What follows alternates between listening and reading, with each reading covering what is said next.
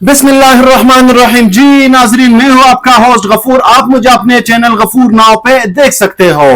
یہ خبر پوری اسلامی دنیا کے لیے ایک اہم پیش پر مبنی خبر ہے۔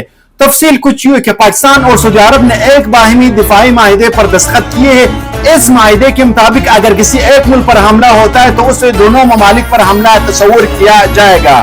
بدھ کے روز یہ دفاعی معاہدہ طے پایا اور میڈیا رپورٹس کے مطابق اس معاہدے کے تحت پاکستان کے ایٹمی ہتھیار مملکت سعودی عرب کے دفاع کے لیے استعمال کیے جا سکیں گے۔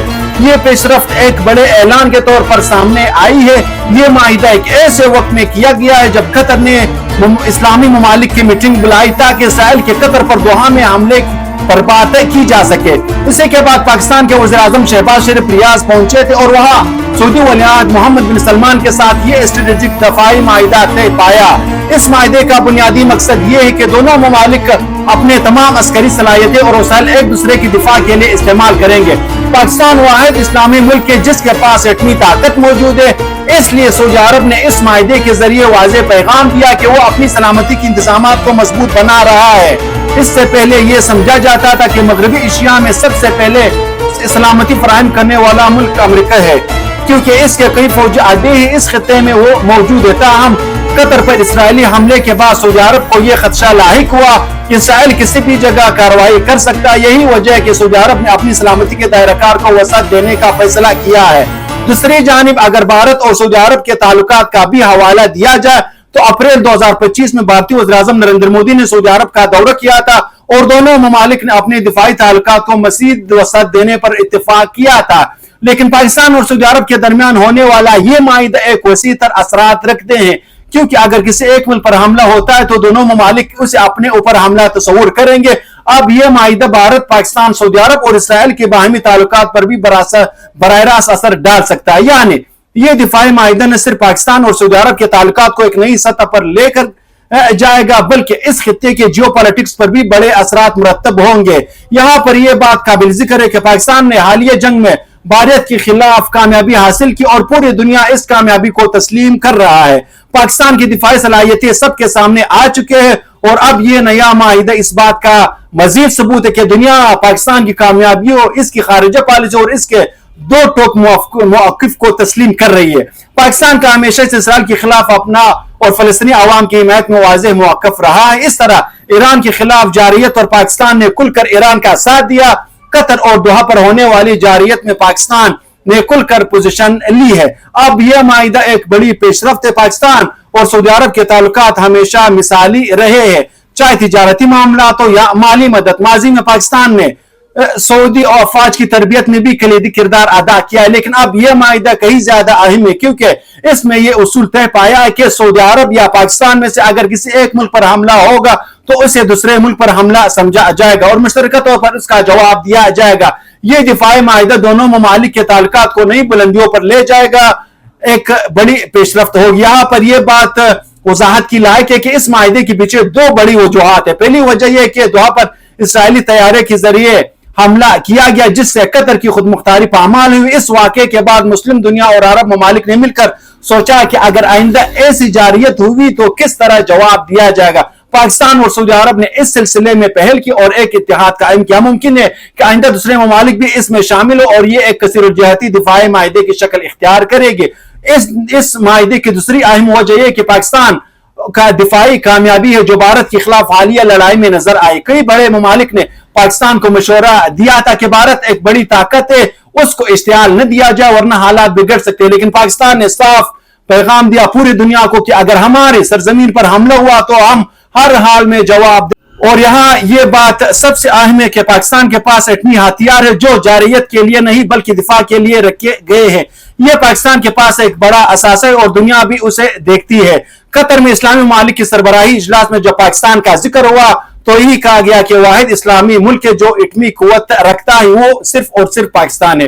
یہ ایک اہم پروگریس ہے جس نے پاکستان کی پوزیشن مزید مضبوط کی ہے۔ ابھی ہم خاص طور پر یہ بات کریں گے کہ بھارت، اسرائیل، امریکہ کے رد عمل کے حوالے سے یہ معاہدہ مشرقی وسطیٰ میں ہونے والے واقعات اور خطے کی کشیدگی نے اس شراکت داری کو جنم دیا ہے۔ اب سوال یہ اٹھتا ہے کہ ہمارا ہمسایہ بھارت جو ایک جارحانہ ریاست ہے اور ہمیشہ پاکستان کی مخالفت میں سرفہرست کردار ادا کرتا آ رہا ہے، تو اس معاہدے سے ہندوستان کا رد عمل کیا ہوگا؟ تو اس کا جواب کچھ یہ کہ بھارت نے ابتدائی طور پر کہا کہ ہمیں اس معاہدے کا پہلے سے اندازہ تھا، لیکن اصل حقیقت یہ کہ وہ حیران اور پریشان ہے، حتیٰ کہ امریکہ کو بھی سعودی عرب نے معاہدے کے بعد اطلاع دی، لہٰذا بھارت اس حوالے سے لا علم رہا۔ بھارت اب محدود رد عمل دینے پر مجبور ہے کیونکہ وہ خود امریکہ سے دور ہو چکا ہے اور دوبارہ چین کی خوشنودی حاصل کرنے کی کوشش کر رہا ہے۔ اس معاہدے کی اہم پہلو یہ کہ یہ معاہدہ گزشتہ 50 برسوں میں پاکستان کا سب سے اہم فوجی اور سفارتی اقدام ہے، بالکل ویسا ہی جیسا 1974 میں لاہور اسلامی کانفرنس تھی جس میں ذوالفقار علی بھٹو اور شاہ فیصل نے بڑی کردار ادا کیا تھا۔ یہ پہلا دفاعی معاہدہ ہے جو دو مسلم ممالک کے درمیان ہوا ہے۔ اس سے پہلے دفاعی تعاون زیادہ تر امریکہ سے ہوتا رہا پاکستان کا، لیکن بھارت کے لیے ایک بڑا دھچکا ہے کیونکہ اسرائیل اس کی پشپناہی کرتا رہا اور اسرائیلی جارحیت میں بھارت کا کردار کھل کر سامنے آیا۔ اب بھارت کو اپنی پالیسیوں پر نظر ثانی کرنی پڑے گی۔ اگر اس معاہدے کے پس منظر پر روشنی ڈالی جائے تو پاکستان اور سعودی عرب کی دفاعی تعلقات کی تاریخ 1982 ہے، جب جنرل ضیاء نے سعودی عرب کی حفاظت کے لیے فوج بھیجا تھا۔ 1991 کی خلیجی جنگ میں بھی پاکستانی فوج سعودی عرب گئی تھی۔